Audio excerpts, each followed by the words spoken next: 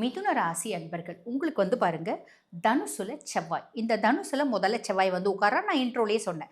இந்த தனுசு உங்களுக்கு என்ன பாவம் அப்படின்னா இடம் அப்படின்றது திருமணம், வாழ்க்கை துணை, பார்ட்னர்ஸ், பொதுமக்கள், சமூக உறவு அப்படின்றத குறிக்கும். பகுதியில் புதன் இணையறான். கலத்திரஸ்தானத்துல புதனும் இணையறான். இந்த புதன் என்ன பண்ணும் பற்றி சொல்லணும் அப்படின்னா 1 மற்றும் 4க்கு அதிபன். உங்க சுயஸ்தானத்துக்கும் அவன் தான் அதிபன். அதே மாதிரி 4ஆம் பாவம்.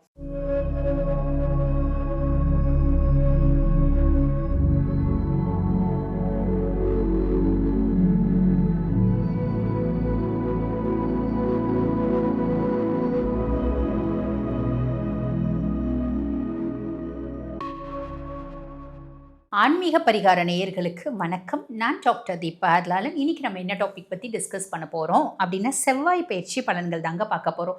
இந்த செவ்வாய் பயிற்சி பலன் கொஞ்சம் டிஃப்ரெண்ட்டாக இருக்கும். முற்பகுதி பிற்பகுதின்னு வரும். காரணம் என்ன அப்படின்னா உங்களுக்கு நான் சொல்லும்போது புரியும். டிசம்பர் மாதம் 7ஆம் தேதி 2025 செவ்வாய் பகவான் பார்த்தீங்கன்னா தனுசு ராசியில் பயிற்சி ஆகிறார். தனுசு ராசியில் பயிற்சியாகக்கூடிய செவ்வாய் பகவான் ஜனவரி மாதம் 16ஆம் தேதி வரைக்கும் தனுசு ராசியிலேயே சஞ்சாரம் பண்ண போகிறார். இப்போ இவருக்கு பின்னாடியே பார்த்தீங்கன்னா புதன் பகவான் டிசம்பர் மாதம் 29ஆம் தேதி செவ்வாயோடு தனுசில் இணைகிறார். இணைஞ்சு டிசம்பர் 29லேருந்து ஜனவரி மாதம் 16ஆம் தேதி வரைக்கும் ஆக செவ்வாய் பார்த்தீங்கன்னா ஏறக்குறைய 40 நாள் இந்த இடத்துல தனுசில் சஞ்சாரம் பண்ணுறார். புதனோடு கூடி ஏறக்குறைய 18 நாள் சஞ்சாரம் பண்ணுறார். ஆக இந்த பலன் பாருங்க முற்பகுதி பிற்பகுதி அப்படின்னு ரெண்டா சொல்லுவோம். செவ்வாய் மட்டும் தனிச்சு இருக்கும்போது என்ன விதமான பலன்களை உங்க ராசிக்கு கொடுக்க போறார், புதனோட இணைஞ்சு இருக்கும்போது என்ன விதமான பலன்களை உங்க ராசிக்கு கொடுக்க போறார் அப்படின்றது சொல்றோம். நிறைய ராசிகளுக்கு நிறைய நற்பலன்களை அவர் கொடுக்க தான் போறாரு. ஆக வீடியோவை ஸ்கிப் பண்ணாம பாருங்க, அப்பதான் உங்களுக்கு பலன் முழுசும் தெரியும். ஓகே, அப்ப நேரத்தை வீண் பண்ணாம சட்டுன்னு உங்க ராசிக்கு என்னென்ன மாதிரி பலன்கள் இந்த கிரகங்கள் கொடுக்க போறாங்க பார்த்துடலாம் வாங்க. மிதுன ராசி அன்பர்கள் உங்களுக்கு பாருங்க தனுசுல செவ்வாய். இந்த தனுசுல முதல்ல செவ்வாய் உட்கார நான் இன்ட்ரோலயே சொன்னேன். இந்த தனுசு உங்களுக்கு என்ன பாவம் அப்படின்னா 7ஆம் பாவம், கலத்திரஸ்தானம். கலத்திரஸ்தானத்துல செவ்வாய்.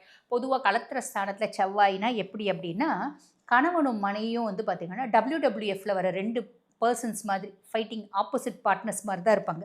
நீ ஒரு குத்து குத்துனா நான் 20 குத்து குத்துவேன், நீ 20 குத்து குத்துனா நான் 200 குத்து குத்தி உன்னை ஃப்ளாட் ஆக்கிடுவேன். அப்படி தான் பார்த்தீங்கன்னா லைஃப் ஓடும். இது சண்டை, பேச்சு வாக்குலேயும் சரி, அடிதடி, அதுக்கும் மேலே அமக்கலம், வீட்டில் நிம்மதி இல்லாத சூழ்நிலை, இது எல்லாமே மேலோங்கும். இது கணவன் மனைவி இடையே. இது கணவன் மனைவி கிட்ட மட்டும் தானா? இல்லைங்க. நீங்கள் பார்ட்னர்ஷிப் கன்சர்ட் வச்சு நடத்துகிறீங்க அப்படின்னா உங்கள் பார்ட்னருக்கும் உங்களுக்கும் கூட பார்த்தீங்கன்னா இந்த டாம் அண்ட் ஜெரி ரிலேஷன்ஷிப் தான் மெயின்டைன் ஆகும் அப்படின்னு சொல்லலாம். டாம் அண்ட் ஜெரி என்ன டாம் அண்ட் ஜெரி ரிலேஷன்ஷிப் இருந்தாலும் டாம் இல்லாமல் ஜெரி இல்லை, ஜெரி இல்லாமல் டாம் இல்லை. அந்த கதையாக தான் பார்த்தீங்கன்னா உங்கள் லைஃப் பார்ட்னருக்கு. பட் அதை நம்ம நிறைய நேரம் புரிஞ்சிக்க மாட்டோம். பியாண்ட் தட் இது பாருங்கள் செவ்வாய் 7ல் வரான். இந்த மாதிரி விஷயங்கள்லாம் ரொம்ப சகஜம்தான். 7ஆம் இடம் அப்படின்றது திருமணம், வாழ்க்கை துணை, பார்ட்னர்ஸ், பொதுமக்கள், சமூக உறவு அப்படின்றத குறிக்கும். அப்போ சமூக உறவு எல்லாரு கூடயும் பார்த்தீங்கன்னா நான் நல்ல ரிலேஷன்ஷிப் வச்சுருப்பேனா? இல்லை, நான் எல்லாரு கூடயும் பிரச்சனை பண்ணியிருப்பேன். அதனால எனக்கு ஒரு விதத்தில் கம்ப்ளீட்லி சோஷியல் வித்ட்ராயல் அப்படின்றதும் வரத்துக்கு வாய்ப்பு உண்டு. வாக்குவாதம், திடீர் கோபம், ரிலேஷன்ஷிப்பில் மிஸ் அண்டர்ஸ்டாண்டிங்ஸ், முடிவுகளை வேகமாக எடுக்கிறது, ஒரு ஒரு சின்ன விஷயத்த காம்ப்ளிகேட் பண்ணிக்கிறது, ஒரு சாதாரண விஷயத்த சாதாரணமாக டீல் பண்ணுறதை விட்டு சிலந்தி வலை மாதிரி அதை காம்ப்ளிகேட் பண்ணிக்கிறது, இந்த மாதிரி நிறைய விஷயங்கள் வரதான் செய்யும். பியாண்ட் தட் பொறுமையை கடைப்பிடிக்கிறீங்க, அமைதியாக இருக்கீங்க, என்ன பிரச்சனை எது வந்தாலும் அமைதியாக சிவனேன்னு இருக்கீங்க, தேமேன்னு இருக்கீங்கன்னா பிரச்சனை ரொம்ப கம்மி. சரி, அதுக்கும் மேலே செவ்வாயை பற்றி சொல்லணும் அப்படின்னா அவன் 6 மற்றும் 11க்கு அதிபன்.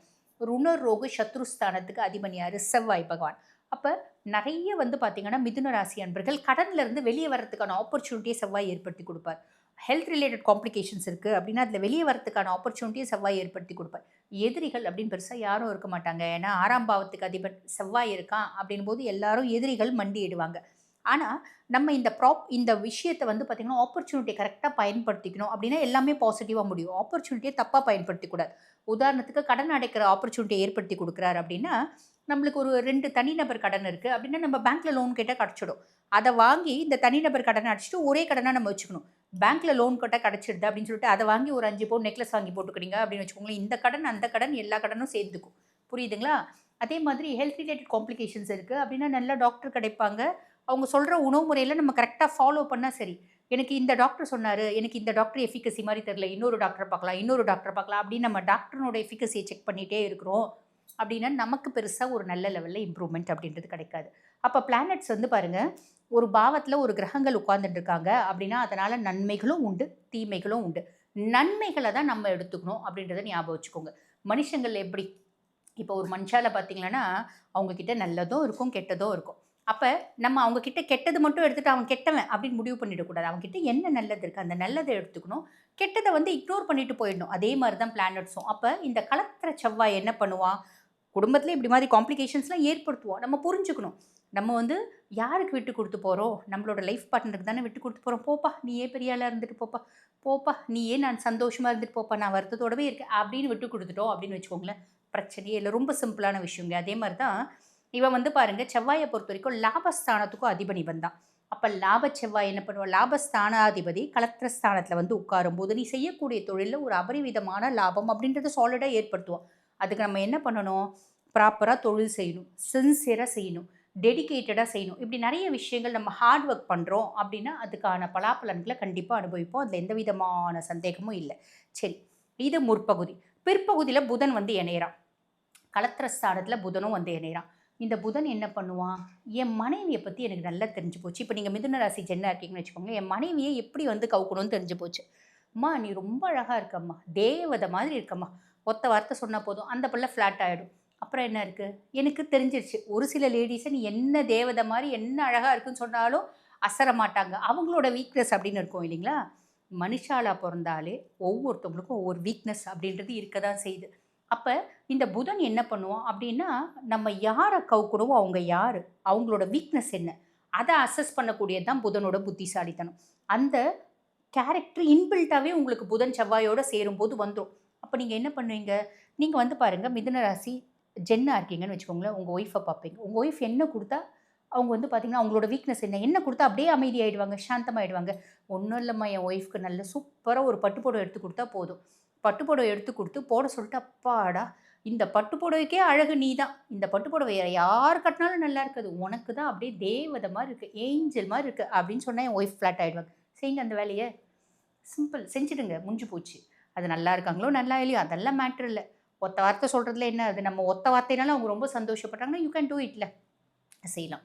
இப்ப நீங்க மிதுன ராசி லேடியா இருக்கீங்க அப்டின்னா, எங்க ஹஸ்பண்ட என்ன சொன்னா சமாளிக்கிறதுன்னு யோசிக்கும் எங்க புதன். என்ன பண்ணும்? எங்க ஹஸ்பண்ட் எங்க ஹஸ்பண்டுங்க ரொம்ப தங்கமானவரு. எப்பயுமே கோவமே படமாட்டார் தெரியுங்களா? அமைதி. எவ்ளோ ஒரு ஸ்டேஜ்லயும் அந்த மேன்லினஸ்ன்றது எதுல தெரியுமாங்க நம்ம சொல்லணும்? கோவப்பட்டு, ஆத்திரப்பட்டு, கத்தி, திட்டுறவன்லாம் வந்து பார்த்தீங்கன்னா, மனுஷன் கிடையாதுங்க. ஆம்பள கிடையாதுங்க. எவ்ளோ பிரச்சனையிலயும் அமைதியா இருக்கான் பார்த்தீங்களா? அவன் தாங்க சூப்பர் ஆம்பள. எங்க ஹஸ்பண்ட் அப்படிதாங்க. அப்படின்னு ஒத்த வார்த்த சொல்லுங்க பாருங்க. எவ்ளோ பிரச்சனை, எவ்ளோ கோவம் வந்தாலும், ஐய்யயோ!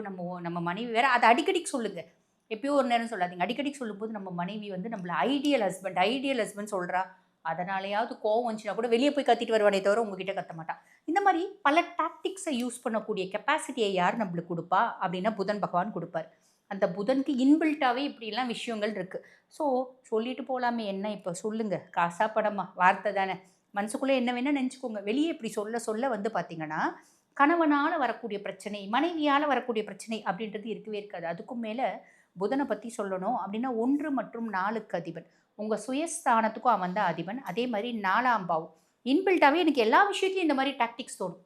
இந்த மாரி சாதுரியம், இத கேப் மாரித்தனம் அப்படின்னு சொல்லலாம். இந்த மாரி கேப் மாரித்தனம், முள்ள மாரித்தனம் அதெல்லாம் தோணும். நல்லது தான். இந்த விஷயம் எல்லாம் வந்து பார்த்தீங்கன்னா, ஒரு ஆக்கப்பூர்வமான விஷயத்துக்கு, நல்லதுக்கு இதெல்லாம் நல்லது அப்படின்னு சொல்லலாம். மத்தவங்கள கெடுக்கிறதுக்கு இல்ல. நம்மள நம்ம சந்தோஷமா வச்சுக்கிறதுக்கு. இந்த ஐடியாஸு இது எல்லாமே ரொம்ப சூப்பரான ஐடியாஸ். அப்ளை பண்ணிக்கோங்க அப்படின்னு சொல்லலாம். அதுக்கும் மேல சுகஸ்தானத்துக்கு வந்த அதிபன். என்னோட புத்திசாலித்தனத்தினால என்னோட கம்ஃபோர்ட் அதிகமாச்சு. என்னோட அதிகப்படியான ஆக்கப்பூர்வமான சிந்தனையினாலயும், எழுத்தாற்றல்னாலும் என்னோட வந்து பார்த்தீங்கன்னா, கம்ஃபோர்ட் அதிகமாச்சு. அப்படின்றது வரும்.